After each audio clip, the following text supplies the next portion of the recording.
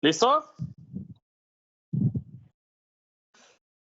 Buenas tardes, buenos días. Nunca sabemos qué decir. Buenos días, buenas tardes, queridos amigos. Yo soy Roberto Beltrán Zavala, director titular de la Orquesta Sinfónica de la Universidad de Guanajuato. Y como siempre, estoy aquí junto con mi compañera de programa, Lidia Boone. Buenas tardes, Lidia.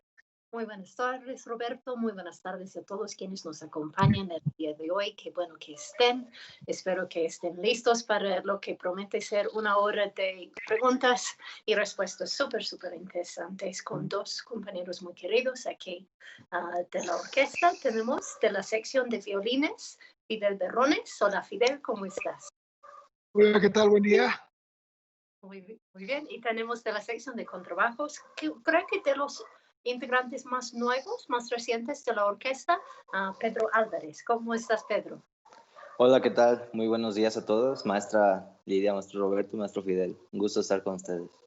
Bueno, pues como todos los viernes estamos aquí dándoles la más cordial bienvenida a este programa de Detrás, la USUC Detrás de la Escena. Este programa, este espacio que hemos creado para poder compartir con ustedes un poco de la vida diaria, un poco del quehacer, un poco de la personalidad de nuestros músicos, de los músicos de nuestra queridísima orquesta, nuestra Orquesta Sinfónica de la Universidad de Guanajuato. En este particular caso, tenemos a un compañero de los violines que, si no me equivoco, don Fidel, pues ya tiene su tiempo en la orquesta. ¿Cuánto tiempo tienes en la orquesta, Fidel?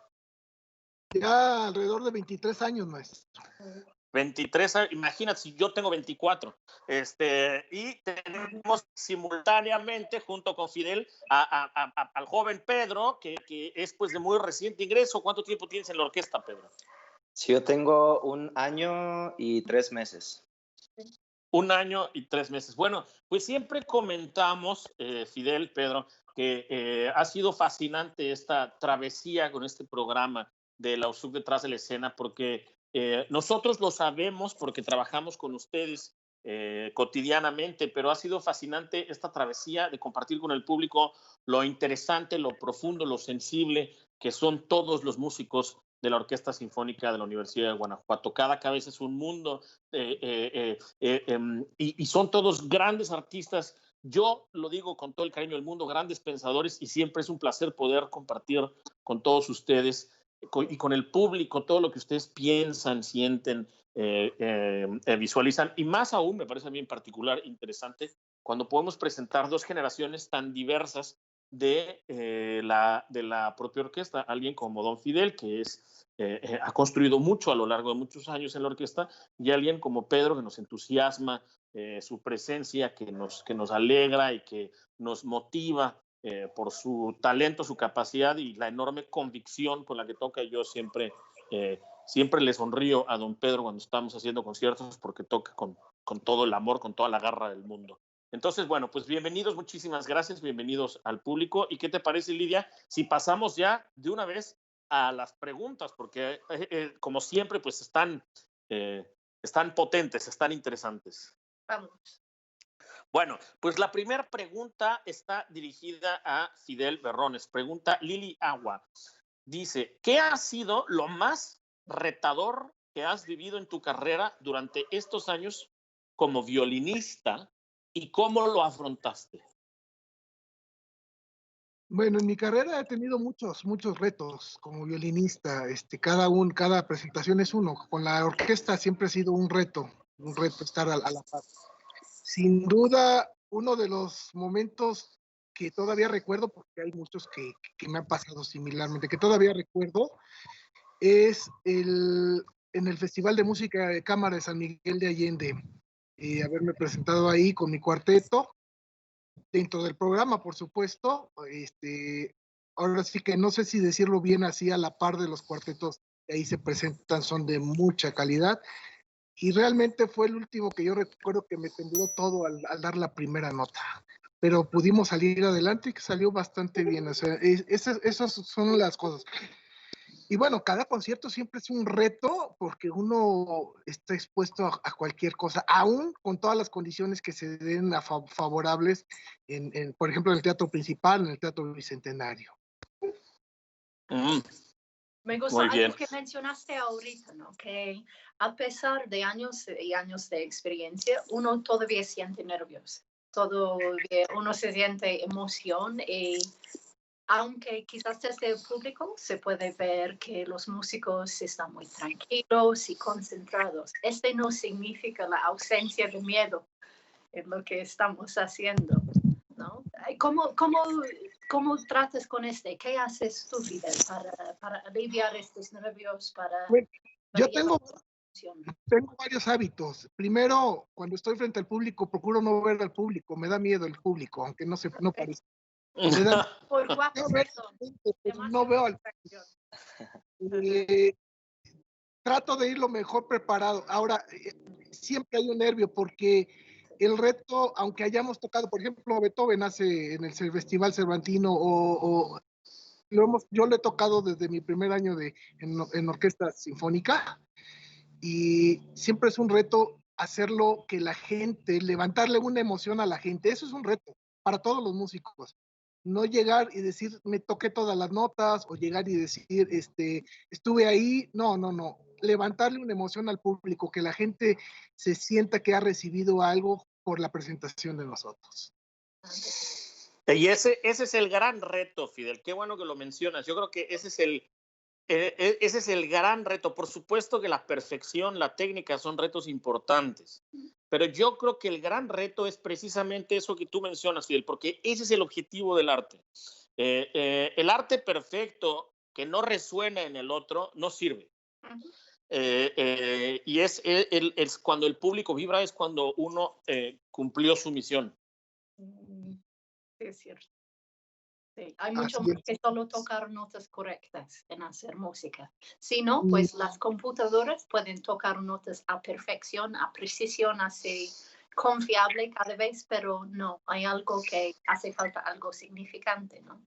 Algo humano que Humano. intentamos compartir cada vez, ¿no? Pues tengo una pregunta aquí para Pedro, que viene de José Vega, y él quiere saber, ¿qué opinas de pertenecer a la OSU? Siendo tan joven, me gustaría saber tu opinión. Sí, hola, muy buenas tardes, José. Bueno, pues para mí el ahorita pertenecer a la OSUG en estos momentos de mi trayectoria como músico profesional, para mí es un gran compromiso, ya que tanto en el ensayo como en conciertos me doy cuenta de que comparto el escenario con personas de gran trayectoria que años, que tras años, a lo largo de los años, han agarrado cierta experiencia laboral en la orquesta. Entonces, eso para mí es una motivación para siempre de dejarlo todo pues en el escenario, tanto en ensayos como en conciertos. Al igual que me motiva siempre ver los teatros llenos de todos los conciertos. Entonces eso para mí ahí es donde yo saco todo, donde me expreso con mi instrumento como más pueda. Muy bien. Claro, es que la motivación de los teatros llenos no se compara, ¿no? Creo que ese es uno de los grandes privilegios que tenemos en Guanajuato. Yo recuerdo, miren, lo que pasa es que hemos tenido el gran favor, el gran privilegio del público que nos acompaña con mucho amor, pero tú recordarás, Fidel, aquellas colas que se hacen en el Juárez, cuando yo voy caminando para entrar por la puerta y que ves las colas hasta el banco. Son colas de 50, 100 metros que dices, ay, nanita, ahora sí hay que tocar bien, ahora sí tiene que salir bien, ¿no? Me acuerdo también, no sé si recuerdas, Fidel, una novena de Beethoven que hicimos en el Auditorio del Estado y que una hora antes ya era un colón. Sí. Pero una cosa, pero así kilométrica. Esas son grandes experiencias. Esa es una de las grandes generosidades. Naturalmente que la OSUG es una orquesta de una enorme tradición. Imagínense, tiene casi 70 años. Es algo que se ha construido a lo largo de muchas generaciones. Y el público de Guanajuato me parece a mí un público tan involucrado con la vida de la orquesta, tan generoso. Tan participativo, es un gran privilegio. No es como lo perciban ustedes, pero a mí me parece que es uno de los grandes placeres y responsabilidades, naturalmente.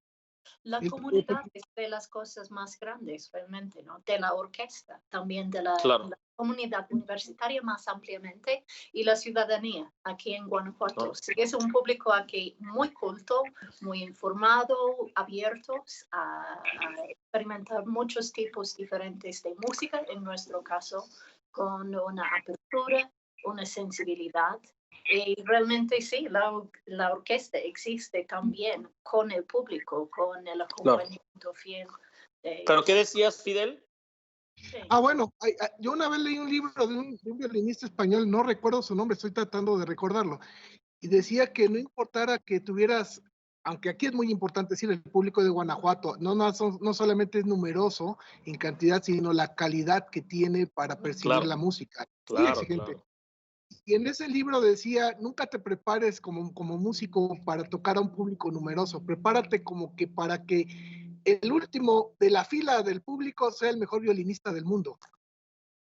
Y entonces, como que tenía que hacer de todo, ¿no? O sea, es una preparación. Y es por eso el reto que tenemos, sobre todo en Guanajuato, de un público amplio, bastante amplio, en la ciudad de Guanajuato, en la ciudad de León, en todas las ciudades que nos presentamos dentro del estado, y un público muy exigente.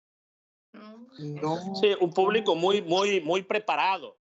Un público muy preparado, un público muy bien acostumbrado,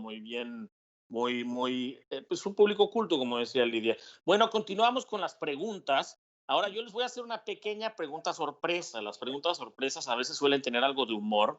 Esta es una pregunta que tiene un poco de humor, pero no tanto humor. Hay algunas obras que nosotros, fíjense, la vez pasada que estuvimos con Bruno Mente y con... no recuerdo quién más está con Bruno. Con Héctor, yo les preguntaba qué obra tú podrías con toda confianza y convicción echar en la chimenea para que se queme. Ahora les voy a preguntar algo un poquito opuesto. Supongan que tienen la maldición de la bruja de Cuébano y la maldición de la bruja de Cuébano les dice que van a tener que escuchar cada lunes a las 8 de la mañana la misma obra por el resto de su vida.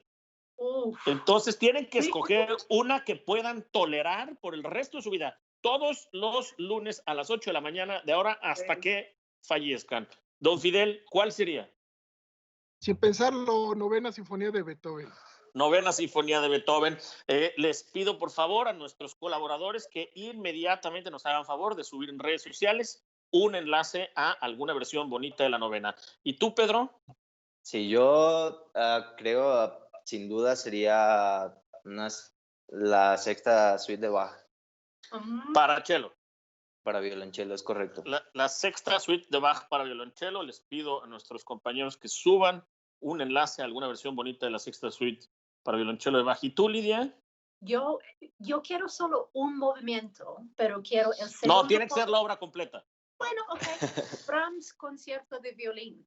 El concierto para violín de Brahms. Para iniciar con Ponche, pero lo que quiero realmente es el segundo movimiento que inicia Sublime. Y este es algo que regularmente, sí, domingo por la mañana me lo pongo para iniciar el día. No es para el lunes en la mañana, no el domingo. Exacto, está bien. Pero son días muy diferentes, ¿eh? El domingo en la mañana es muy distinto al lunes en la mañana, ¿eh? Está bien. ¿Y tú, Roberto? El domingo en la mañana todavía tiene un aire de esperanza, el lunes en la mañana ya.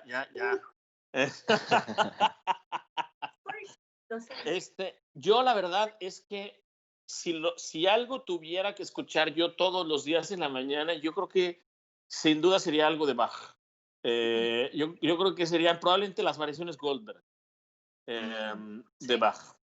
Bueno, pues muchísimas gracias por atender esta pregunta sorpresa. Pasamos a la siguiente pregunta dirigida a Don Fidel. Pregunta Luli Domínguez. Y es una pregunta bastante amplia. Son dos, de hecho. ¿Qué representa la música en tu vida y qué te motiva a ser un buen violinista en tu vida en este momento? La música es mi pasión. Yo no trabajo. Yo, como dicen, si haces lo que te gusta, no trabajas. Yo no trabajo. La música para mí es mi pasión, no es un trabajo, no es una forma de vida. Si yo digo que algo es mi trabajo, es hacer feliz a la gente a través de la música.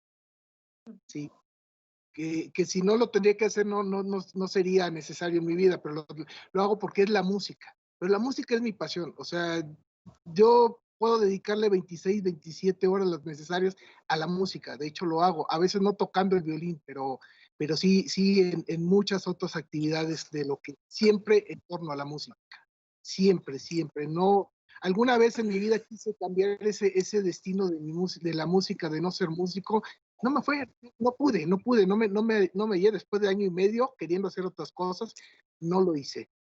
¿Qué me motiva? Pues ya lo dije, la música misma. No hay música fea para mi gusto y no hay música mala. Puede ser, hay música mal tocada o música mal ejecutada. Inclusive cualquier canción, no quiero hacer ninguna alusión, pero cualquier pieza, melodía, por sencilla que parezca, bien tocada. Puedo extenderme un poquitito. Me acuerdo que una vez estaba tocando en un restaurante con un amigo para lo del 14 de febrero, estaban celebrando y me invitaron para que hiciéramos un dúo. Y me dice un compañero, toca algo, otro amigo, y en tono de broma tocamos una pieza. Tocamos una pieza, la hicimos muy romántica, le dijimos para la pareja que está allá, porque eran unos amigos a los que les dedicamos la presentación. Y entonces él decía, ¿qué pieza es? Y terminaba la pieza y estaba muy romántica la pieza, con una ejecución muy romántica. Y al final dijo, ya sé cuál era. No se había dado cuenta durante toda la canción que era la patita. Sí, sí, de Cricri. Ándale, ok. O Claro, sea, no, claro. hasta que no hay una pieza que no se pueda ser tocada de una manera en que la gente lo entienda, que entienda el mensaje. O sea, la patita, y Claro. eso fue mal. Entonces, ¿qué nos motiva a ser buen violinista o buenos músicos? Eso, precisamente, hacer buena música, porque es nuestra pasión, es no es mi trabajo es hacer feliz a la gente, de alguna manera. Espero haber contestado. Sí, claro, por supuesto. Mencionaste algo que me gustaría explorar un poco más con los tres realmente. Mencionaste algo de a veces no practicar con el instrumento, ¿no? Que puedes estar repasando música. Cuéntanos los tres realmente. Fidel, quizás primero. ¿Cómo funciona para ti? Si necesitas estudiar algo, pero no puedes sacar tu violín en este momento. Bueno, mi primer maestro de piano me enseñó una técnica muy buena de estudio, sobre todo para lectura, es muy sencilla, o sea, leer la partitura, leer las notas, entender la partitura, son 5 pasos muy sencillos, y terminar cantando la partitura. Ujú. Entonces, durante ese trayecto, yo me acuerdo cuando viajaba, estaba estudiando, yo iba en el camión y cuando tenía la oportunidad de sentarme, porque era camión universitario, hora de entrada, todo el mundo de pie, sacaba mi libro de solfeo y me veía muy curioso en la escuela, en el camión, mi libro haciendo esto, ¿no? Y la gente como que está loco, o sea, no. Yo creo que bueno que no había Facebook en esa época porque todavía estarían mis videos por ahí como buen meme. Pero es mucho de lo que hay que estudiar. La música no nada más se estudia en la partitura o con el instrumento en la mano. Hay que saber tener todo un contexto, hay que Sí. entender toda la historia, hay que entender todo lo que se hizo alrededor de esa música. Es De lo que se... algo, es algo que te sirve a ti, Pedro, también porque en tu caso tú tienes un instrumento muy grande y quizás no siempre es viable estarlo llevando a cualquier lado. No, sí, por supuesto, me sirve y me ha servido todo el tiempo, al igual que el maestro Fidel. Yo también voy en el metro, en el camión y te pones a estudiar. Al momento de ponerte a estudiar es el sacar la obra musical y leerla, solfearla, hasta puedes incluso en ciertos pasajes ir poniendo digitaciones, ¿no? Entonces, todo eso, exactamente. Entonces, todo eso ayuda bastante porque, bueno, yo recuerdo que muchos dicen, bueno, voy a llegar a mi casa y me voy a poner a estudiar. Y para cuando ellos lleguen a su casa y se ponen a estudiar, a analizar una obra, pues yo la analicé en el camino, ¿no? Lo que pude haber hecho, o sea, lo que se puede hacer en el camino sin el instrumento es eso, precisamente. Y me imagino para ti, Roberto, ha de ser una necesidad a veces, ¿no? De aprovechar, porque en circunstancias más típicas estarías viajando regularmente, ¿no? Y entonces de usar tiempo, ¿cuáles son tus trucos cuando no puedes estudiar privadamente, pues? Bueno, pues voy a sonar un poquito radical probablemente, pero no me permito esa situación. Ándale. Okay. No, porque el problema es que en mi opinión, si un director se sube al podio sin estar preparado, no tiene nada que ofrecer. Y eso así a mí me da pánico. Yo tuve unos maestros muy crueles, en donde eso era absolutamente inaceptable. Y entonces, por la misma, no, ustedes saben, los maestros nos pueden inculcar pánico, literal. Así es el mundo de la educación musical. Y entonces a mí me da tanto pánico llegar a un ensayo sin preparar, que simple y sencillamente no me pasa porque no me lo permito. Ahora, estudiar sin instrumento, pues siempre los directores estudiamos sin instrumento. Obviamente que utilizamos a veces un piano, yo utilizo el piano con frecuencia, y lo que decía Fidel, el proceso de análisis y de asimilación o sea, el texto es muy importante analizarlo antes de pasar a la práctica. En un instrumento eso es extraordinariamente útil y práctico. Y de hecho, yo pienso que en el instrumento es siempre mucho más eficaz, mucho más profundo, si primero se asimila el texto desde el punto de vista de su estructura, de su funcionamiento, y se canta. Eso que dice el maestro Berrones me parece para mí fundamental, cantar lo que uno va a tocar. Primero hay que interiorizarlo antes de poder externalizarlo a través del instrumento. La parte del instrumento es la última parte del estudio, que no estoy diciendo que sea corta, pero es la última parte del estudio. Primero tiene que haber una internalización de la idea, del concepto, de la forma, de la velocidad, del tiempo, de la altura, toda una serie de cosas que tienen que ocurrir en la cabeza. Cantar es una de ellas, que a mí me parece fundamental, antes de pasar al proceso de externar o que externalizar, disculpen el neologismo, no sé si exista, que ya es un proceso en el que las cosas van hacia afuera. En el caso del director eso es muy evidente, porque el director llega preparado frente a la orquesta, pero todavía no ha externalizado nada. Lo externaliza al momento al que empieza a ensayar con la orquesta. Pero bueno, sí, estudiar previo a estudiar, a mí me parece que es muchísimo más eficaz y muchísimo más profundo que agarrar el instrumento y ponerse a leer. Ese es un ejercicio distinto. Sí. Si me permites, ahorita que recordando, extender un poquito, dos maestros de la vieja escuela, Arthur Rubinstein y Henry Schering, hacían esto y eran sus principales recomendaciones. Schering nunca tomaba el violín para tocar un concierto hasta que lo empezaba a estudiar, hasta que se lo sabía en el piano tocado. Este hombre lleva todo el piano, totalmente parte de todo mundo, y después ya lo empezaba a estudiar en el violín, o sea, claro. Sabemos. Y Arthur Rubinstein siempre decía, canta lo que tienes que cantar, lo que quieres tocar. Sí, claro, fundamental. Sí. Si no lo tienes en la cabeza, no lo puedes tener en los dedos. Exactamente. Así es. ¿No? Pues seguimos con una recomendación, mira, el día de hoy, de un libro, no sé si Andrés nos puede ayudar poniendo la portada ahí, se llama Respira, Medita y Recupera tu Felicidad, de Daniel Messino. Yo soy yogi, ya es algo, creo que todo el mundo sabe de mí.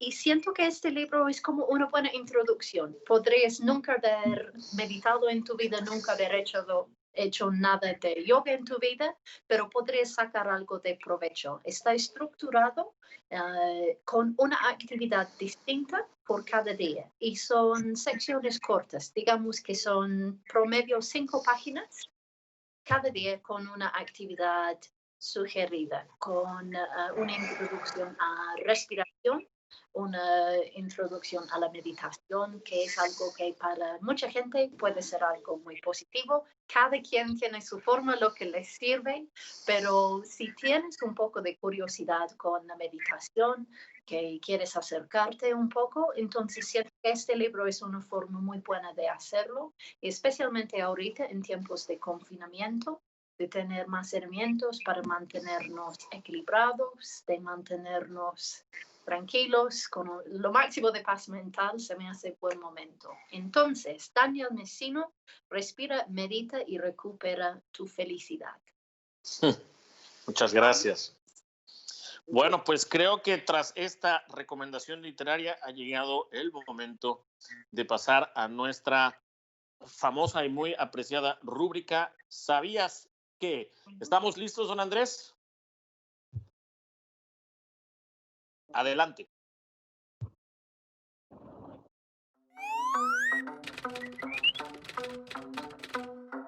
Gracias. Hola, ¿qué tal? Soy Iván Figueroa, pianista de los UG, y en esta ocasión quisiera compartirles algunos datos curiosos sobre una de las más famosas y grandiosas obras de Beethoven, la sonata Claro de Luna. La sonata para piano opus 27 número 2, mejor conocida como Claro de Luna, recibe este apodo después de la muerte de Beethoven y se le atribuye al poeta y crítico musical Ludwig Rellstab, quien hizo la comparación entre el sublime y profundo primer movimiento con la luz de luna sobre el lago Lucerna. La sonata, que está dedicada a Giulietta Guicciardi, alumna del compositor y de quien se dice que estaba profundamente enamorado y que este amor era recíproco. Beethoven, de casi 30 años, conoce a Giulietta, de 17, por medio de sus amigos, la familia Brunswick, y al cabo de pocas clases, la relación se vuelve más cercana, más cálida, más intensa, a tal punto que Beethoven, en una de sus cartas a su amigo cercano Franz Bigelar, describe que después de una gran temporada de sufrimiento, de dolor, depresión y hasta pensamientos suicidas por su delicada situación médica, su dura infancia y su audición que cada vez va de mal en peor, ha podido ver la luz, ha encontrado felicidad y amor, y es gracias a una chica que le quiere y a quien él ama, que hasta le ha traído pensamientos de contraer matrimonio. Cree que eso le podría hacer feliz, sin embargo, es consciente de que eso no puede ser. Y así fue, porque la familia Guicciardi veía con muy malos ojos esta relación y se encargó de poco a poco poner distancia entre ellos dos, a tal punto que después de publicada la sonata en 1802, Giulietta contrajo matrimonio con un compositor de ballets de muy bajo nivel. La sonata, que es la número 14 entre las 32 que compuso Beethoven, es un punto de innovación, ya que las dos obras de este opus número 27 están bajo el título de sonata cuasi una fantasía. Esto nos hace referencia a la estructura. Empieza a cambiar el modelo de lo que conocemos como sonata, de lo que se conocía como sonata, un movimiento rápido, uno lento y uno más rápido, y comienza una búsqueda por encontrar la manera más cómoda de expresar todo lo que traía con él. Y así nos deja una de las más icónicas y majestuosas obras de toda la literatura pianística.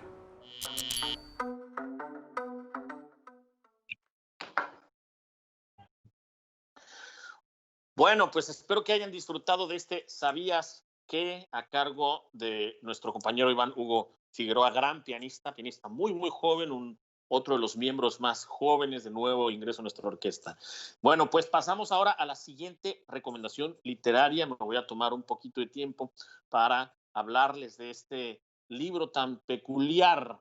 El libro que les recomiendo yo es un pequeño cuento del escritor ruso Nikolai Gogol. Gogol es uno de los escritores más importantes de la literatura rusa del romanticismo de mediados del siglo XIX, pero en la literatura de Gogol encontramos también elementos surrealistas, muchos, y elementos de lo grotesco, ¿no? Y entonces esa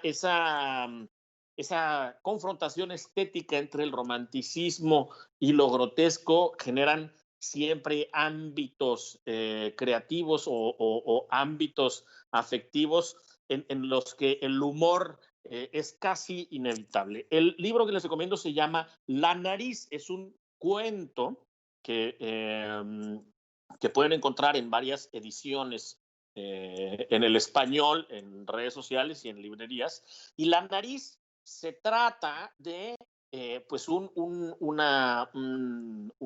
barbero, una persona que se dedica a cortar el cabello y a rasurar a la gente. Un día se levanta en la mañana y a la hora de comerse su pan se da cuenta de que hay una nariz adentro de su pan, es decir, por accidente a la hora de rasurar a un cliente le rebanó la nariz, pero la nariz tiene una voluntad propia y se le escapa. Y no solo eso, la nariz empieza a crecer y empieza a adquirir distintos rangos civiles, es decir, primero era un ciudadano normal y después se convierte en una especie de oficial de la policía y va así la nariz adquiriendo distintos rangos civiles porque la intención de la nariz es convertirse en un ser humano, lo cual desata toda una serie de problemas y de persecuciones para poder atrapar pues a esta nariz y regresársela a la cara de su legítimo dueño.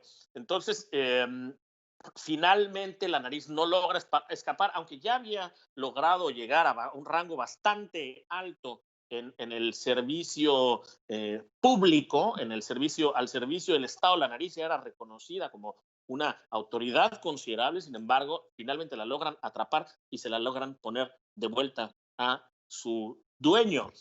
Dmitri Shostakovich escribió su primera ópera que se llama La nariz, basada pues en este cuento de Gogol. ¿Qué es lo interesante? Que Gogol es extraordinario en retratar con un humor muy árido y muy filoso, pues todo un sistema de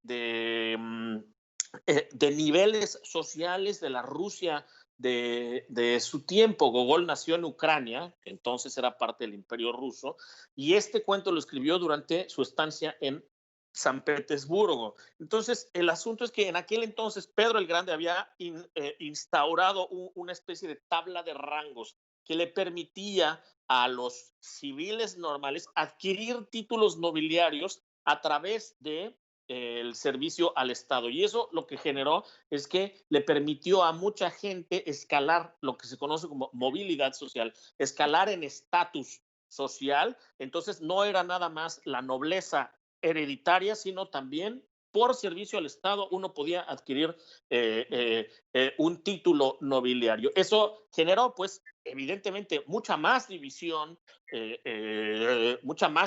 social, porque subrayaba el asunto de las clases sociales y aparte de todo, naturalmente generó una burocracia abrumadora y de eso se burla Gogol en este cuento La nariz, con un absurdo tal como una nariz que tiene vida propia. Y no solo eso, la tabla de rangos es pues como todo mundo candidata a escalar, a subir en la escala social y adquirir rangos civiles. Es una delicia, es una locura, es un cuento relativamente corto, es muy chistoso y se parece también a el cuento del Teniente Quille.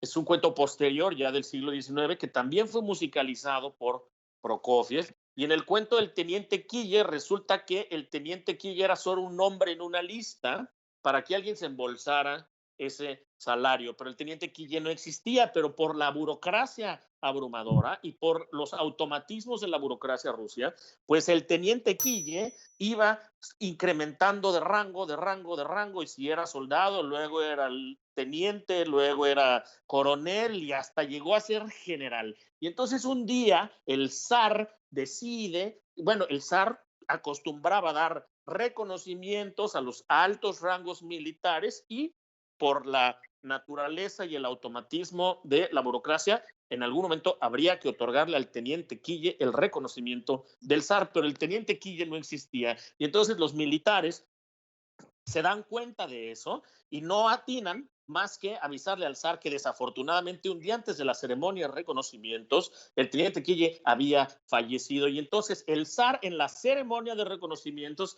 dice, y quiero hacer una mención muy, muy seria, muy honesta, de agradecimiento al teniente Quille, que fue un gran militar y desafortunadamente falleció ayer.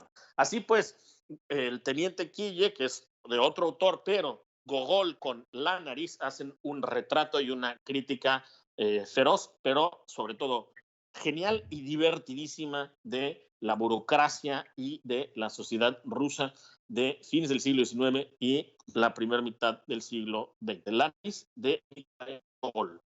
Pues esa es mi recomendación. Lidia, pasemos por favor a la siguiente pregunta. Perfecto. Tengo uno aquí de Lili Agua y va para Pedro. Y ella pregunta, ¿alguna vez has dado clases? ¿Y qué es lo que más disfrutas al dar clases a los jóvenes interesados en ser músicos?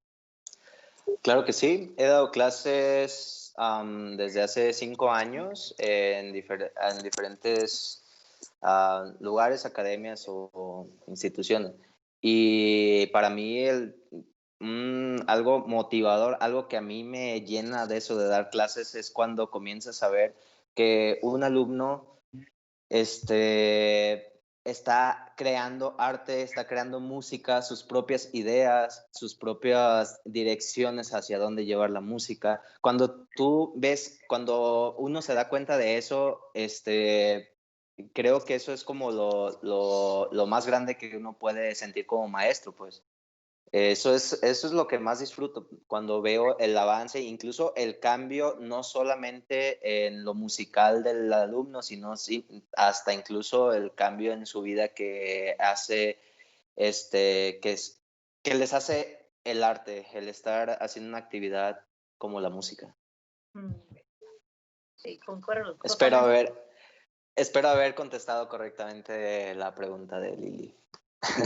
No, claro que la conté. Bueno, no, aquí no hay correcto o incorrecto. Aquí lo que nos interesa es saber lo que piensan ustedes. Pues muchísimas gracias. Ahora pasemos a la siguiente pregunta, y una pregunta también muy, muy, muy divertida que incluso a mí me da curiosidad. Pregunta para don Fidel: ¿qué periodo de música clásica disfrutas más y por qué? Bueno, es difícil contestar. Si hablamos de la música desde el periodo barroco hasta nuestros días, hay muy buena música, la verdad, toda la disfruto. Tocar, en lo personal, me gusta mucho tocar la música del siglo XX, principio del siglo XX, es decir, a finales del siglo XIX, principio del siglo XX, Gustav Mahler, Wagner, todos estos autores me encantan, pero por supuesto, un Beethoven, cualquiera de sus sinfonías o cualquiera de sus obras, no dejo de disfrutar. Mozart, un día de un buen Mozart, de verdad es una delicia, pues. Yo creo que no tengo una predilección exacta. Tocar, yo tocando, ya lo dije, Gustav Mahler, por ejemplo, la intensidad, la gran necesidad de atención, de enfoque que hay que tener para hacer obras de más de una hora, por ejemplo, u obras con una intensidad impresionante, como tal vez la Sinfonía del Titán, cosas así, me fascina. Son retos más bien muy, muy, muy, muy importantes, muy interesantes. No tengo una predilección así de decir que, porque el día que me dicen, bueno, hay que tocar, vamos a tocar un buen barroco, como en algún momento lo haremos, es también un reto. Es un reto hacerlo bien, hacerlo con toda disciplina, con todo el contexto. No es sencillo, es complicado y es un gran reto. Además es muy bonito, se disfruta mucho ese pequeño, dijéramoslo así, perdón, no quiero decir pequeño por poco, no, sino por la distancia que hay. No es lo mismo una obra de 3 minutos que un movimiento de 3 minutos que un movimiento de 40 minutos. Pero ese pequeño momento de motivos repetidos que no tienen que cansar, que a la vez cada momento es una chispa de vida y otra chispa de vida que representan el barroco, es impresionante, entonces se disfruta.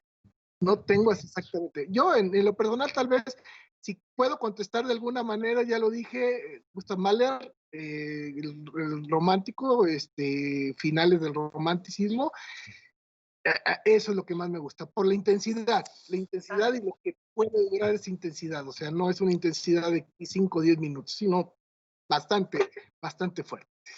Claro, sí. Sí, hay Pues mucho muchas gracias. ¿no? Y seguimos con la próxima. No sé si este es nuestro Chava o si es otro Salvador Pérez, pero pregunta a Pedro, ¿es cierto que como músico de conservatorio se tiene una exigencia personal mayor que en otras carreras? ¿Y cómo es la formación en un conservatorio? Cuéntanos un poco de tu experiencia. Sí, bueno, mi experiencia, bueno, ya desde que yo inicié a estudiar música formalmente, yo me he dado cuenta de muchas situaciones en que mis compañeros volteo alrededor y todos tienen ilusiones, tienen sueños, tienen visiones, se ven en la vida, no sé, se ven como con éxito, como cada quien como persona busque su éxito, pero se ven con muchas visiones. Llega un momento en el que desertan muchos compañeros. Entonces te quedas pensando, ¿por qué, no? Pues ¿por qué lo hacen? En realidad no es porque no tengamos aptitudes, sino por la real exigencia que nos hace el poder tocar un instrumento correctamente, de la manera correcta. Y en un conservatorio lo que encontramos es todos volteas a todos lados y todos están muy enfocados en su papel. Tienes que cumplir al 100% en todas tus materias, tienes que cumplir con todas tus responsabilidades al día, con todos tus estudios, llega la hora de tal clase, llega la hora de otra clase y tienes que estar todo al 100%. Algo de lo que comentaba con anterioridad, de por ejemplo, es estudiar la música en cuanto se pueda y no hasta llegar uno hasta su casa y poder hacerlo con el propio instrumento. Así ganas un poco más de tiempo que en realidad es el que pierdes en los transportes, en donde sea, ¿no? Y pues bueno, es prácticamente eso y creo que me salí un poquito de lo que quería decir en realidad, pero sí, esa es mi aportación. Para aclarar solo tantito, ¿qué dirías de porcentaje de tu tiempo? ¿Qué porcentaje fue tocando y qué porcentaje fueron en otras materias, cosas más teóricas? Fue un 70%, 80%, bueno, 70% instrumento y 30% otras materias de exigencia. Yo sé que cada materia es súper importante y tienes que estar al 100 con todo, pero el 70% o el 80% es lo que presentas en el público, lo que presentas con tus compañeros, lo que presentas en exámenes y recitales. Entonces es como más, estás pensando todo el día, ¿tengo 2 horas libres? No, no son libres, son 2 horas para estudiar. Entonces el instrumento es el que más uno le invierte el tiempo. Bueno, pero aquí yo tengo que aclarar algo y no me van a dejar mentir, por favor, tenemos que ser honestos con el público. Efectivamente, claro, los músicos trabajamos muy duro, estudiamos mucho, eso me consta, le dedicamos la mayor parte del tiempo a nuestro oficio, a nuestro trabajo, a nuestro estudio, pero en nuestros años de estudiante no son 70% instrumento, 30% teóricas, son 70% instrumento y 30% pues unas cervecitas y unos sabritones. Y así nos vamos todo el conservatorio, no me van a decir que no. Pues pensándolo de esa manera, puede que tenga ahí un poco de razón, maestro, le doy la razón, pero también la exigencia en el conservatorio, estando en el conservatorio, o sea, uno o hace las cosas bien o las hace medio bien. Sí, no, claro, pero a lo que me refiero es, fuera del conservatorio, yo recuerdo cuando yo era estudiante, no dormía, pero no, digo, es algo que no podría hacer ahorita. Sí. No, digo, a mi aún incipiente juventud ya no podría hacer lo que hacía en el conservatorio, que era o estudiar o andar en la fiesta. Entonces, yo dormía lo menos posible. Siempre los músicos hemos sido muy sociables, digamos, por ponerlo de alguna manera. No, creo que es el eufemismo perfecto. Sociables. Bueno. André, una pregunta rápido y furioso para los tres. Desviando un poco, pero rápido. ¿Hay alguna serie que han visto durante la cuarentena que han disfrutado y que les gustaría recomendar? Fidel. Pedro. Ajá. No, adelante. Más bien yo tenía duda. ¿Serie preguntas? Serie de televisión o de Netflix. Pues televisión okay. Ya no es televisión, ¿verdad? Como antes, sí. Pero... Maestro Fidel, adelante. No, fíjate que me voy a sonar muy feo, pero no, al contrario, casi no veo televisión, ¿eh? Okay.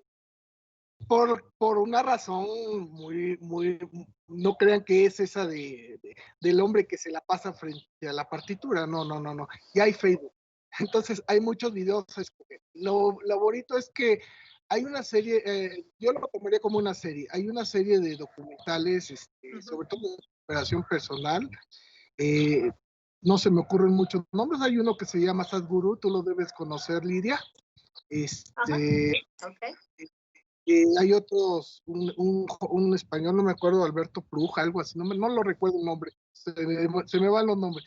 Y hay mucho que aprovechar ahí. Hay, en Facebook o en YouTube o en todas las redes sociales, hay mucho material que ver, de todo. Pero yo creo que aprovechando esta pandemia me ha tocado ver mucho material muy padre sobre de esto, porque estamos en confinamiento y el confinamiento principal que tenemos es hacia el interior de nosotros.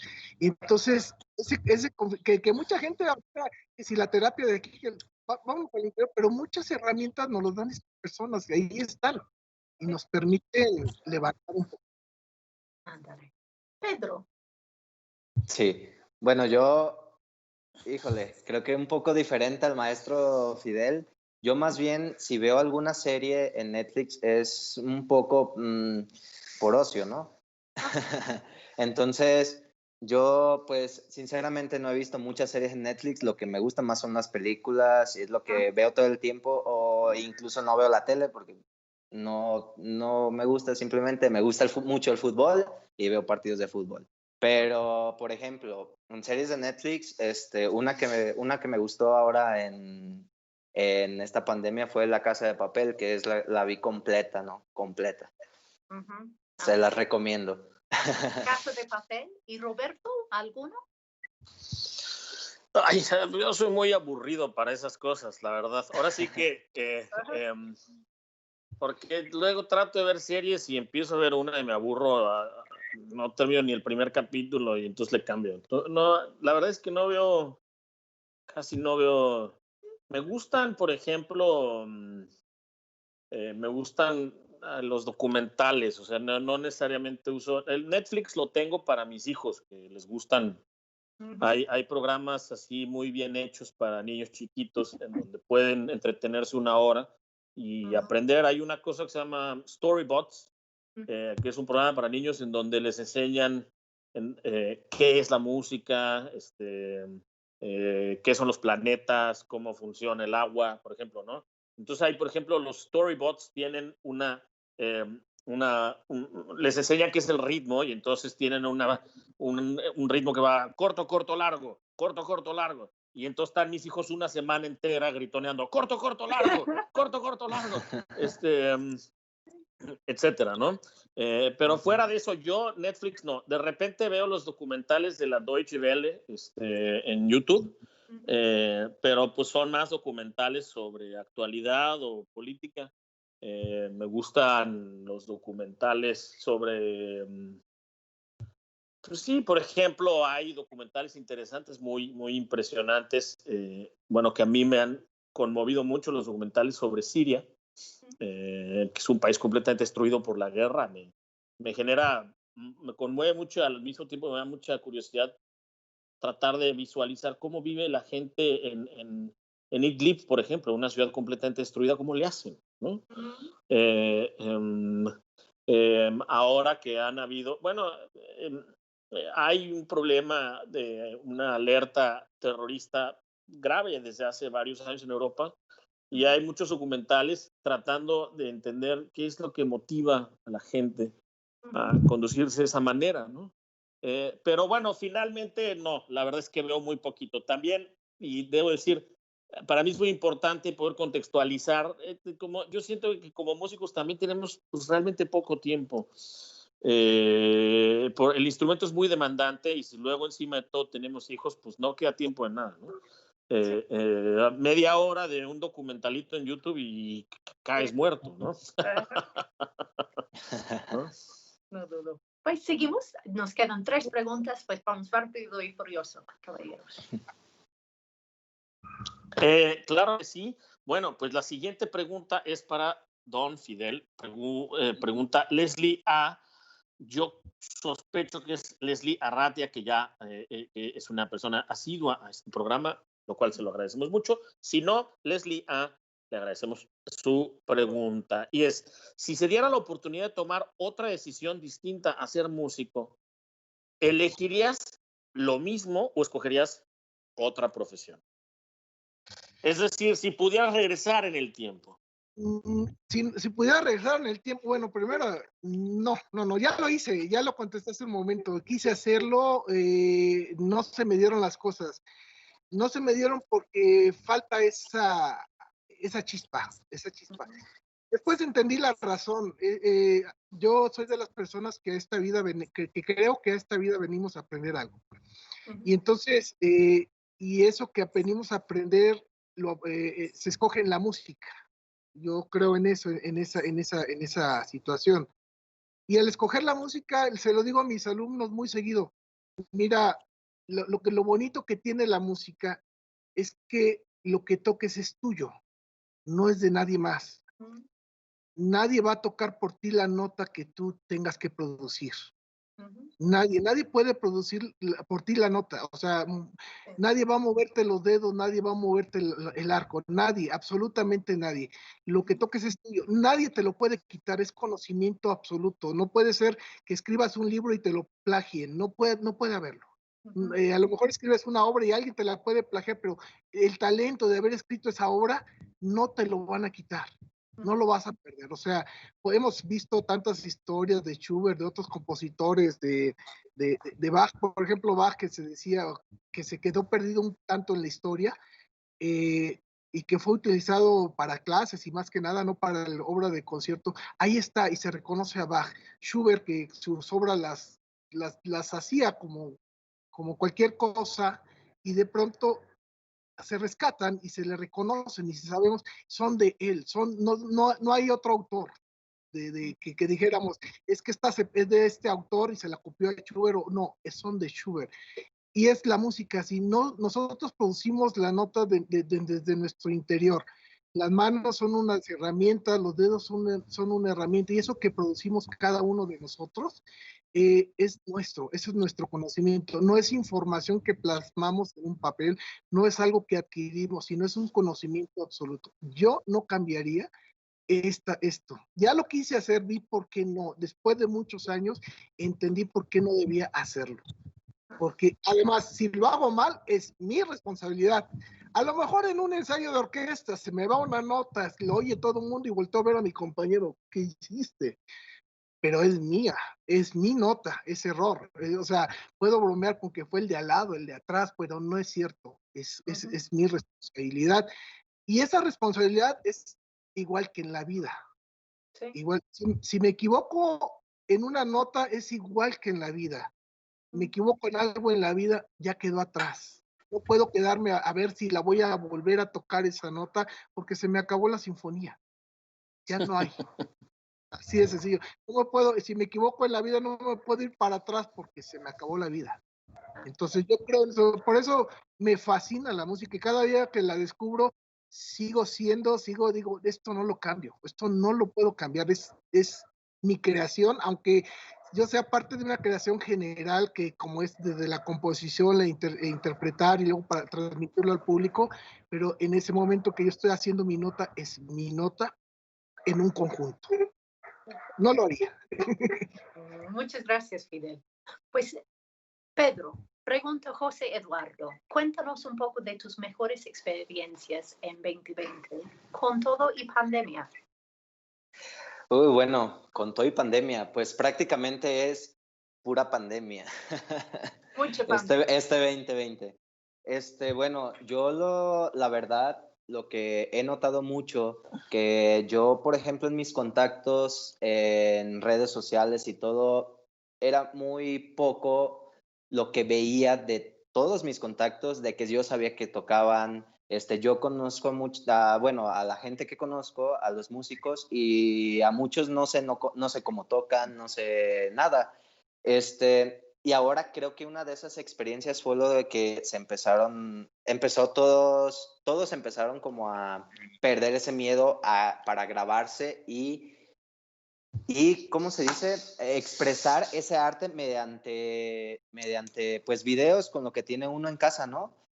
Porque llega el momento, o sea, ya son 7 meses que estamos sin la orquesta ahorita y yo nomás estoy esperando la fecha para volver a tocar con una sección de contrabajos. Entonces llega el momento en el que quieres expresar tu arte con tu instrumento y no sabes cómo y tienes que buscar los medios y creo que una de esas experiencias fue lo de grabarse y porque pues grabarte es llevar el arte a cualquier parte del mundo, ¿no? Y puedes incluso contagiarte de otras personas, puedes todo. Y me gustó mucho eso porque la gente pierde el miedo de repente de algo que van a decir. Cada quien es único, como dice el maestro Fidel, y cada quien sabe sus propios errores, cada quien sabe todo.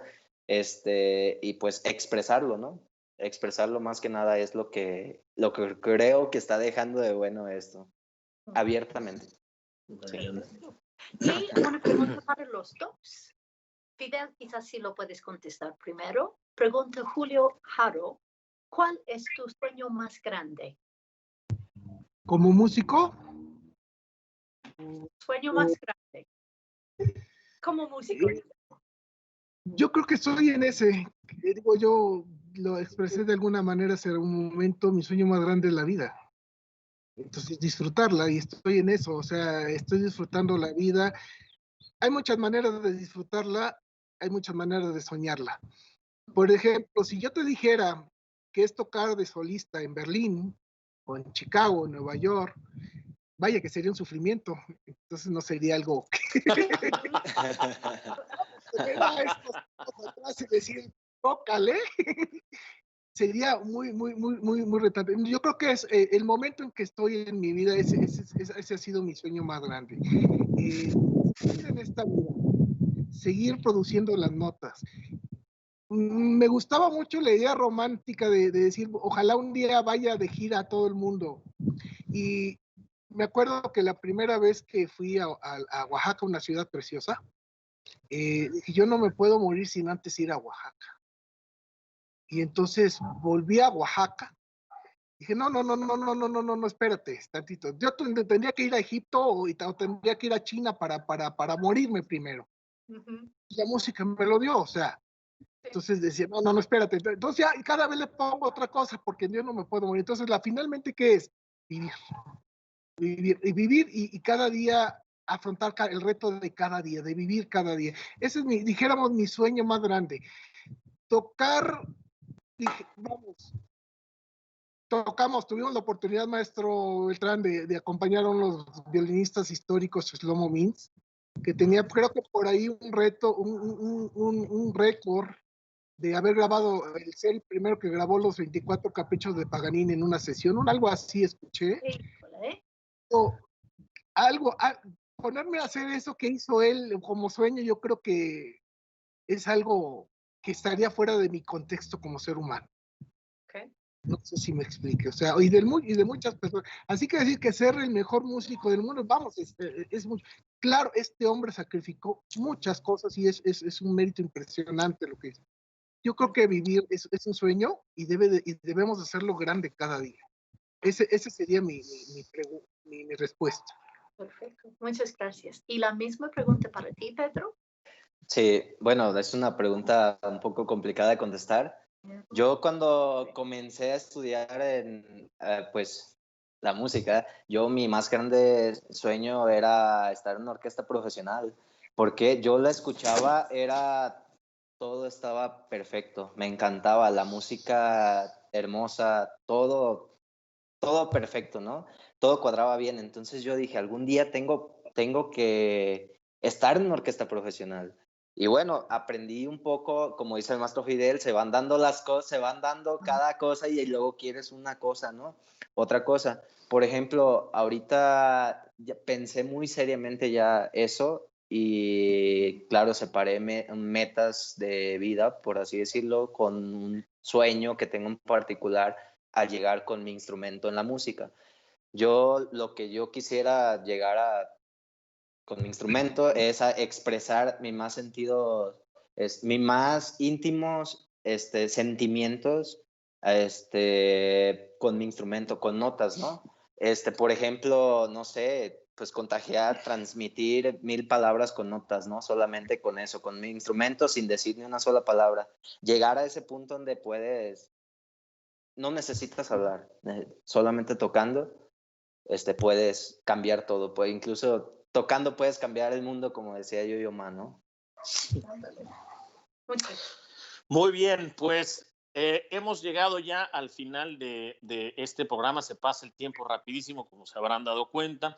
Como siempre, esperamos que esta agradable charla, en este caso con don Fidel Berrones y con Pedro, uno de nuestros colegas más jóvenes y más recientes, que esta charla la hayan disfrutado, que los haya entusiasmado y sobre todo que haya servido como un buen aperitivo para que hoy, viernes al mediodía, veo que en este día muy soleado en Guanajuato, inmediatamente ya empezamos a oler el arroz, el guisado, las tortillas y nos vayamos directo a comer. Antes de pasar a la despedida oficial, naturalmente vamos a atender nuestra muy socorrida y muy celebrada rúbrica El Dato Curioso de la Semana, cortesía de Juan Carlos Urdapilleta, el bibliotecario que lo sabe todo. Y en este caso tenemos, don Juan Carlos nos ha enviado una información muy conmovedora, muy entusiasmante, que nos invita a la reflexión y que yo en particular he disfrutado mucho y disfrutaré seguramente de compartirla con ustedes. Don Juan Carlos Urdapilleta nos comparte lo siguiente.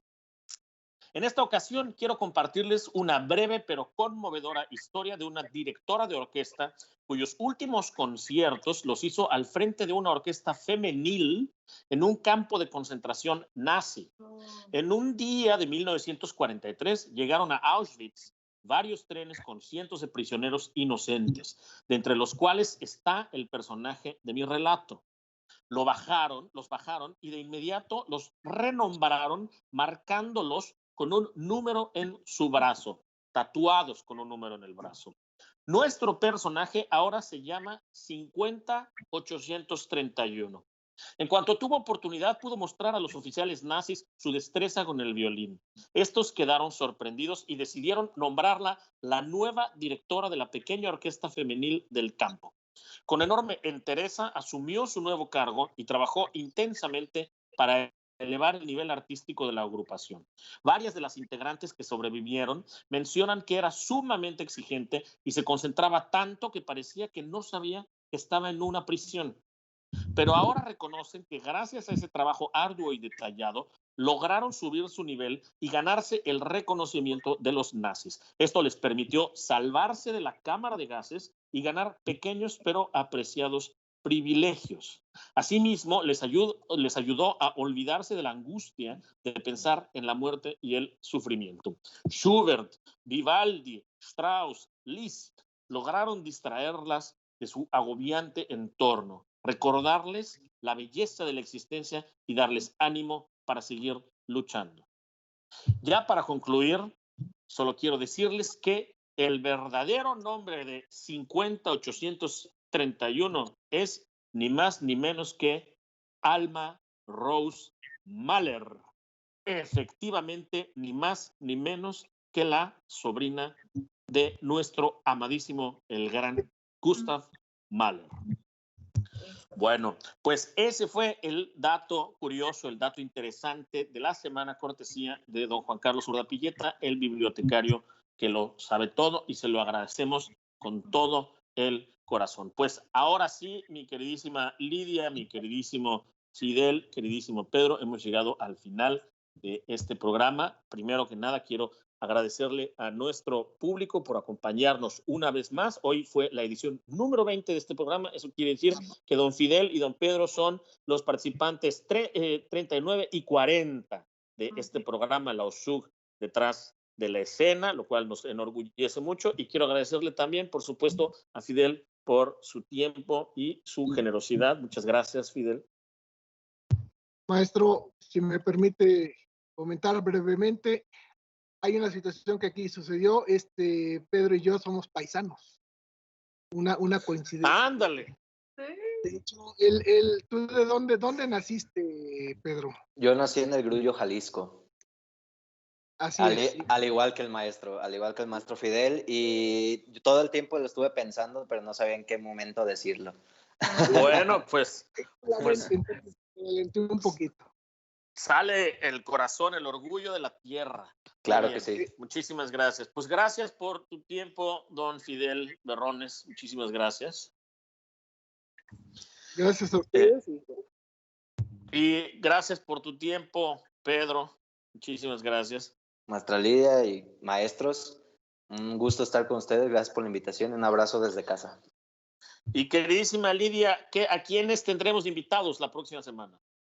En la próxima semana tendremos a un equipo ya muy establecido, que ya son compañeros de atril y ya llevan años tocando juntos. El maestro Maxim Smakiev y el maestro Jorge Torres de la sección de violines. Fantástico. Se conocen todos sus trucos. Ahí están para revelar. Entonces, vayan pensando en qué quieren preguntar a este equipo realmente como compañeros de policía que llevan años trabajando juntos, para que vayan con... Muy bien. Pues este gran dúo dinámico de compañeros de atril, Maxim Smakiev y don Jorge Torres, estarán acompañándonos mañana. Quiero invitarlos, por supuesto, a que escuchen nuestro programa de hoy por la noche de viernes de OSUG Virtual. En punto de las 8 de la noche estaremos transmitiendo el programa El Trapecio, con música de Gaspar Casado, Heitor Villalobos, Paul de Bailly, Astor Piazzolla y Sergei Prokofiev, y estarán participando esta noche Leslie Caballero en el cello, Laura Gracia en la flauta, Héctor Fernández en el oboe, Hugo Manzanilla en el clarinete, Juan Cruz en la trompeta, Gil Martínez en el trombón, Salvador Pérez Galaviz en la tuba, Pedro Sayas en el violín, Augusto Mirón en la viola y Guillermo Caminos en el contrabajo. Será un programa muy interesante, muy diverso y muy divertido, naturalmente. El Trapecio, el nombre del programa, se lo debemos a la obra que concluye este programa, El Trapecio de Sergei Prokofiev. No se lo pierdan, va a estar muy bueno. Y bueno, pues ahora sí, don Fidel Berrones, don Pedro, Lidia, muchas gracias por su tiempo, y a nuestro público, muchísimas gracias por su atención. En los controles, Andrés Cordero, gracias, don Andrés, y nos vemos hoy a las 8 de la noche y la próxima semana en punto de las 12 del día.